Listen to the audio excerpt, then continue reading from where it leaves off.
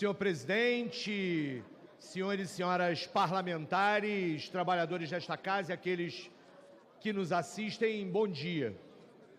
Certamente o assunto da ordem do dia neste parlamento, embora estejamos aqui reunidos para votar toda a questão orçamentária, é o debate do ajuste fiscal. Porque este orçamento que se constrói e se apresenta para o próximo ano já vem marcado, mais uma vez,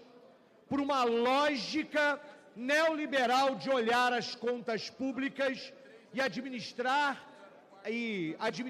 o dinheiro recolhido com os impostos do povo brasileiro. E eu quero tratar também sobre este assunto.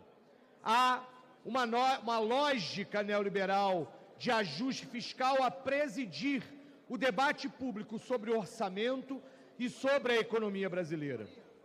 Nós vivemos numa sociedade profunda e estruturalmente desigual, de uma concentração de renda que não consegue ser revertida, que há em determinados momentos alguns ajustes para melhor, mas a estrutura da sociedade brasileira segue sendo profundamente desigual. Mesmo com os avanços significativos e que precisam ser reconhecidos nas políticas sociais do governo Lula, a fome, a desigualdade, a precarização do trabalho continuam presentes na nossa sociedade.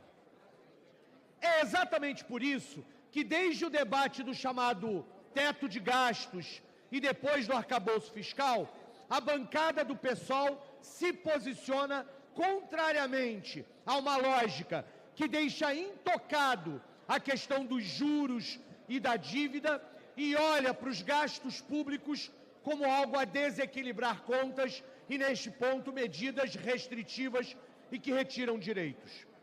Agora, no último mês, nas últimas semanas, vimos mais uma vez um terrorismo financeiro por parte do Banco Central a aumentar mais uma vez os juros. Ao mesmo tempo, tal mercado que paira acima da sociedade e parece não ter gente a compô-lo,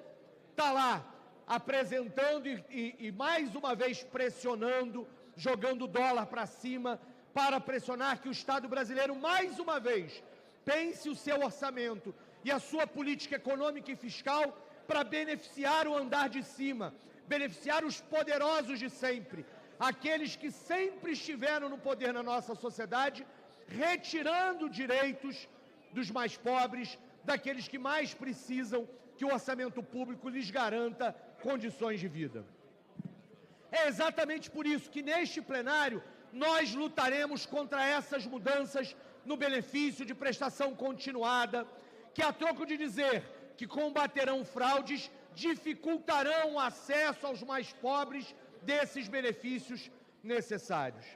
Ao mesmo tempo, consideramos equivocada esta política do governo de recuar numa lógica que garante ganhos reais ao salário mínimo.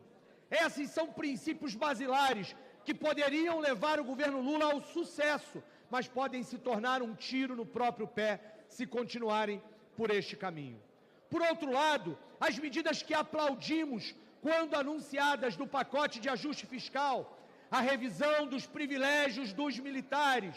a lógica da cobrança sobre os maiores rendas e as grandes fortunas, o combate aos supersalários,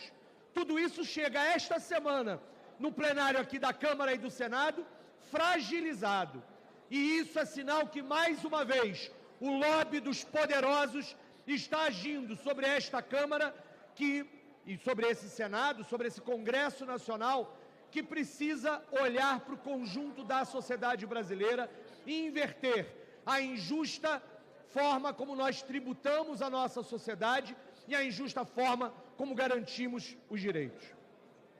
Por fim, como professor que sou e como preocupado com as questões da educação, não posso deixar de mencionar que a mudança proposta no Fundeb, no fundo que garante o financiamento da educação básica, é muito perniciosa.